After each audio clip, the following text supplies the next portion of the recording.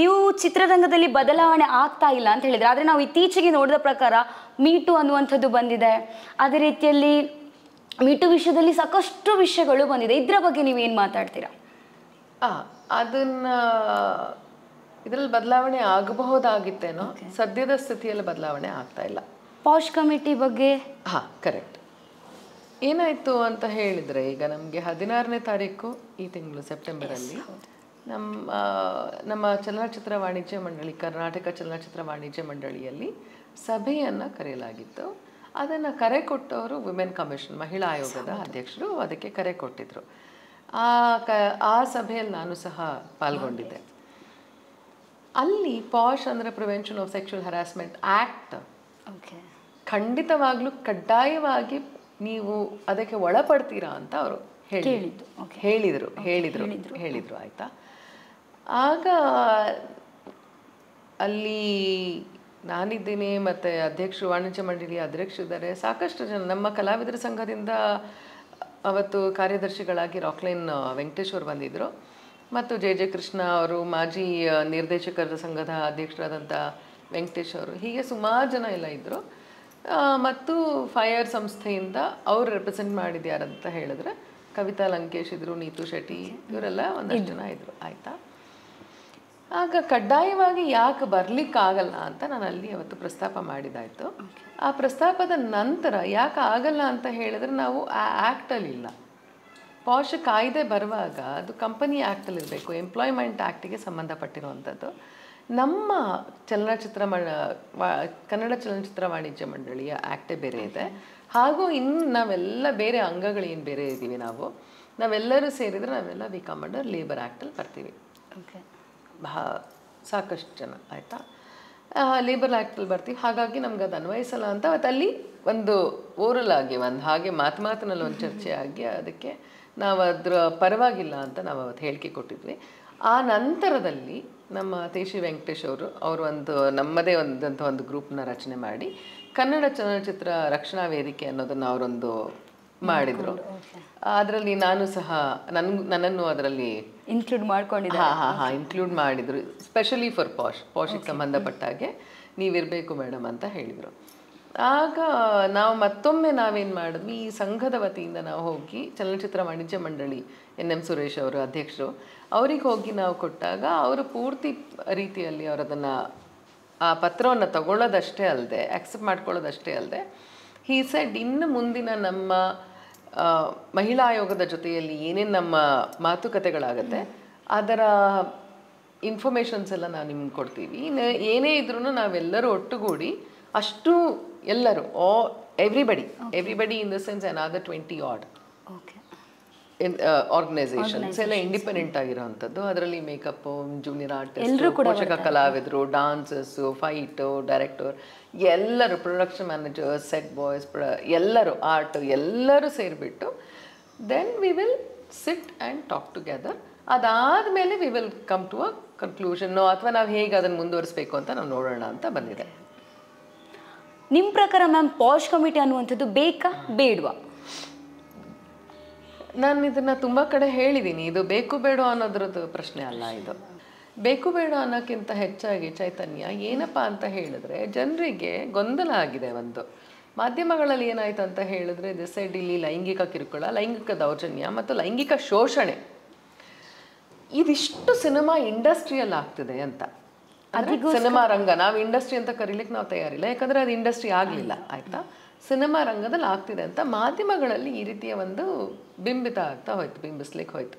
ನನ್ನ ಕನಸು, ನಾನೊಬ್ಬ ಕಲಾವಿದೆಯಾಗಿ ಬರಬೇಕಂತ ಹೇಳಿದಾಗ ನಾನು ಉಳಿಸ್ಕೊಳ್ಬೇಕು, ನನ್ನ ಕನಸನ್ನು ನಾನು ಚೇಸ್ ಮಾಡಬೇಕು. And I should not let go of it. ಆಗ ನಾನು ಅದಕ್ಕೆ ಅವಕಾಶ ಮಾಡಿಕೊಡ್ಬಾರ್ದು ಅಂತ. ಈ ಥರದ್ದೆಲ್ಲ it has too many other things. ಆದರೆ ಚಿತ್ರೀಕರಣದ ಸ್ಥಳದಲ್ಲಾಗಲಿ, ಚಿತ್ರೀಕರಣದ ವೇಳೆಯಲ್ಲಿ ಖಂಡಿತ ಸಾಧ್ಯ ಇಲ್ಲ. ಮ್ಯಾಮ್, ನೀವು ಖಂಡಿತ ಸಾಧ್ಯ ಇಲ್ಲ ಕಾಸ್ಟಿಂಗ್ ಕೌಚ್ ಅಂತ ಹೇಳ್ತಾ ಇದ್ದೀರಾ, ಆದರೆ ಕೆಲವು ಆ್ಯಕ್ಟರ್ಸ್ ಎಲ್ಲ ಆಲ್ರೆಡಿ ದೂರು ಕೊಟ್ಟಿದ್ದಾರೆ, ನಮ್ಮ ಮೇಲೆ ಕಾಸ್ಟಿಂಗ್ ಕೌಚ್ ಆಗಿದೆ ಅನ್ನುವಂಥದ್ದು. ಚಿತ್ರೀಕರಣದ ವೇಳೆಯಲ್ಲ, ಚಿತ್ರೀಕರಣದ ವೇಳೆಯಲ್ಲಿ ಈಗ ಶ್ರುತಿ ಹರಿಹರನವ್ರ ಕೇಸಲ್ಲಿ ಚಿತ್ರೀಕರಣದ ವೇಳೆಯಲ್ಲಿ so she saying co actor ನನ್ನ ಇದಿಲ್ದೇನೆ ನನ್ನನ್ನು ಮುಟ್ತಾ ಇದ್ರು, as in when it was a discussion. ಅನ್ನೋ ಥರ. ಅದ್ರ ವಿಷಯದಲ್ಲೇ ಶುರುವಾದದ್ದು industry. ಆಗ ನಾನು I have been here for long years. Normally ಏನಾಗತ್ತಂತ ಹೇಳಿದ್ರೆ ಎಲ್ಲರೂ ನಮ್ಮನ್ನು ಮುಟ್ಟೋದು ಅಥವಾ ಯಾರಾದರೂ ಮುಟ್ಟೋದು, ಯಾರಿಗೂ ಆ ಸ್ವಾತಂತ್ರ್ಯನೂ ಇಲ್ಲ, ಆ ಹಕ್ಕು ಇರಲ್ಲ. ಅದು ಗಂಡಸರಷ್ಟೇ ಅಲ್ಲ, ಹೆಂಗಸರು ಮುಟ್ಟಕ್ಕಾಗಲ್ಲ. Every individual is an individual, ಆಯಿತಾ? ಆ ಗೌರವ ನಮಗೆ ಪ್ರತಿಯೊಂದು ಇಂಡಿವಿಜುವಲ್ ಬಗ್ಗೆ ಇರಬೇಕು. ಆದರೆ ಅವರು ಮಾಡಿದಂಥ ವಾದ ಏನಿತ್ತಂತ ಹೇಳಿದ್ರೆ, ಚಿತ್ರೀಕರಣದ ವೇಳೆಯಲ್ಲಿ ಏನು ಡಿಸ್ಕಷನ್ ಆಗುವಾಗ ಮುಟ್ಟಿದ್ದಾರೆ ಅಂತ. ಅದನ್ನು ಅವ್ರು ಅಲ್ಲೇ ಹೇಳ್ಕೊಳ್ಬಹುದಿತ್ತು. ಒಂದು, it's better to say it then and there. ಆಮೇಲೆ ಆ ಥರ ಭಯಪಡುವಂತಹ ಯಾವ ಸನ್ನಿವೇಶಗಳು ಎಲ್ಲೂ ಇಲ್ಲ. ಇನ್ನೊಂದು ಏನಾಗುತ್ತಂತ ಹೇಳಿದ್ರೆ, ವೆನೆವರ್ ವಿ ಟಾಕ್ ಅಬೌಟ್, ಈಗ ನೀವೇ ನೋಡ್ತಾ ಇರ್ತೀರ, ವಿಮರ್ಶೆಗಳನ್ನ ನೋಡಿದಾಗ ತುಂಬ ಚೆನ್ನಾಗಿದೆ ಕೆಮಿಸ್ಟ್ರಿ ಅಂತ ಹೇಳ್ತೀವಿ. ಹಾಗಾದರೆ ಆ ಕೆಮಿಸ್ಟ್ರಿ ಅಂದ್ರೆ ಏನು? So I also have to make my co actor comfortable. But ಅದು ಕಂಫರ್ಟಬಲ್, ಅವ್ರಿಗೆ ಕಂಫರ್ಟಬಲ್ ಮಾಡೋಕ್ಕೆ ಹೋಗಿ ನನಗೆ ಹಿಡಿಸದೇ ಇರೋದು ಮಾಡಿ ಅಂತ ಅಲ್ಲ. ನನಗೆ ಹಿಡಿಸ್ತಿಲ್ಲ ಅಂದರೆ you say it very nicely. I don't think I am comfortable with this, just maintain a distance. ಅದನ್ನು ಮೀರಿ ಅಲ್ಲಿ ನಿಮಗೆ ನಿಜವಾಗ್ಲೂ ಕಿರಿಕಿರಿ ಆಗ್ತಾ ಇದೆ ಅಂತ ಹೇಳಿದ್ರೆ ಕ್ವಿಟ್ ಮಾಡಬೇಕಷ್ಟೇ. ಕ್ವಿಟ್ ಮಾಡೋ ಅವಶ್ಯಕತೆ ಇಲ್ಲ, ಯಾಕಂದರೆ ಅರ್ಧ ಆಗಿರುತ್ತೆ ಸಿನಿಮಾ. ಅರ್ಧದ ನಂತರ ಆ ಥರ ಆಗ್ತಾ ಇದ್ರೆ you better bring it to the notice of a director ಅಥವಾ ಪ್ರೊಡ್ಯೂಸರ್, ಹೀಗೆಲ್ಲ ಹೇಳ್ಕೊಳ್ಳೋದು ಒಳ್ಳೆಯದು ಅಂತ ಅನಿಸುತ್ತೆ ನನಗೆ. ಈಗಂತೂ ವಾಣಿಜ್ಯ ಮಂಡಳಿ ಈಗ ಪೂರ್ತಿ ನಿಟ್ಟಿನಲ್ಲಿ ನಿರ್ಧಾರ ತಗೊಂಡ್ರು. ಈಗ ಏನೇ ಆದರೂ ಸಹ ಇನ್ನು ನೇರವಾಗಿ ವಾಣಿಜ್ಯ ಮಂಡಳಿಗೆ ಬಂದು ದೂರು ಕೊಡಬೇಕು ಅಂತ ಆಗಿದೆ. ಹಾಗಾದ್ರೆ ಮ್ಯಾಮ್, ನಿಮ್ಮ ಪ್ರಕಾರ ಪಾಶ್ ಕಮಿಟಿನೂ ಬೇಡ, ನನ್ನ ಪ್ರಕಾರ ಅಲ್ವೇ ಅಲ್ಲ ಅದು. ನನ್ನ ಪ್ರಕಾರ ಅಲ್ವೇ ಅಲ್ಲ. ನಮಗೆ posh committee posh act committee ಅಲ್ಲ, ಪಾಶ್ ಆ್ಯಕ್ಟ್ ಕಾಯ್ದೆ ನಮ್ಗೆ ಅನ್ವಯ ಆಗಲ್ಲ ಅಷ್ಟೇ. ಅವರು ಇದು ಹೇಳಿದಾರಲ್ಲ, ಏನು ನಿವೃತ್ತಿ ನ್ಯಾಯಾಧೀಶರ ಕಮಿಟಿ ಹೇಳಿದಾರಲ್ಲ, ಆ ಕಮಿಟಿ ಸಹ ಯಾವಾಗ ಮಾಡಬಹುದಪ್ಪ ಅಂತ ಹೇಳಿದ್ರೆ, ಇಲ್ಲಿ ಏನೋ ಒಂದು ಅಜಾಗರೂಕತೆಯಿಂದ ಏನೋ ಒಂದು ನಡೆದು ಅದು ಆ ಘಟನೆಯನ್ನು ನಾವು ಮುಚ್ಚಿಟ್ಟು ಮತ್ತದು ಕೇಸ್ ಆಗುವಾಗ ನಿರ್ಲಕ್ಷ್ಯವನ್ನು ನಾವು ಮೆರೆದಿದ್ದೀವಿ ಅಂತ ಹೇಳಿದರೆ, ಆಗ you need a quick action. ಆ ಕ್ವಿಕ್ ಆ್ಯಕ್ಷನಿಗೆ ಅವಾಗ ಸರ್ಕಾರನೂ ಸ್ಪಂದಿಸ್ತಾ ಇಲ್ಲ ಇರಬಹುದು, ಅಥವಾ ಸರ್ಕಾರದ ಹತ್ರ ಆ ಸಮಯ ಎಲ್ಲ ಇರಬಹುದು, ಅಥವಾ ಸರ್ಕಾರಕ್ಕೆ ಅದೇ ಇಂಪಾರ್ಟೆಂಟ್ ಇಶ್ಯೂ ಅಂತ ತೊಗೊಳ್ಳಿಕ್ಕಾಗದೇ ಇರಬಹುದು. ಆಗ then they will do that. ಇಲ್ಲಿ there is no such incident ಆಗಿರಲಿಲ್ಲ, ಅಥವಾ ಯಾವುದು ನಮ್ಮ ಗಮನಕ್ಕಾಗಲಿ ಇಲ್ಲಿ ವಾಣಿಜ್ಯ ಮಂಡಳಿಯ ಒಳಗಿನ ಇದರಲ್ಲಿ ಎಲ್ಲೂ ಬಂದಿರಲಿಲ್ಲ, ಕೇಸ್ ಬಂದಿರಲಿಲ್ಲ, ಮತ್ತು ಯಾವುದು ಪೊಲೀಸ್ವರೆಗೂ ಸಹ ಹೋಗಿರಲಿಲ್ಲ. ಹಾಗಾದರೆ ಇದೆಲ್ಲ ನಮ್ಮ ಚಿತ್ರರಂಗಕ್ಕೆ ಯಾವುದೂ ಅವಶ್ಯಕತೆ ಇಲ್ಲ. No I am not saying that. ಅವಶ್ಯಕತೆ ಚಿತ್ರರಂಗಕ್ಕಲ್ಲ, ಅವಶ್ಯಕತೆ ಸಮಾಜಕ್ಕೆ ಇದೆ.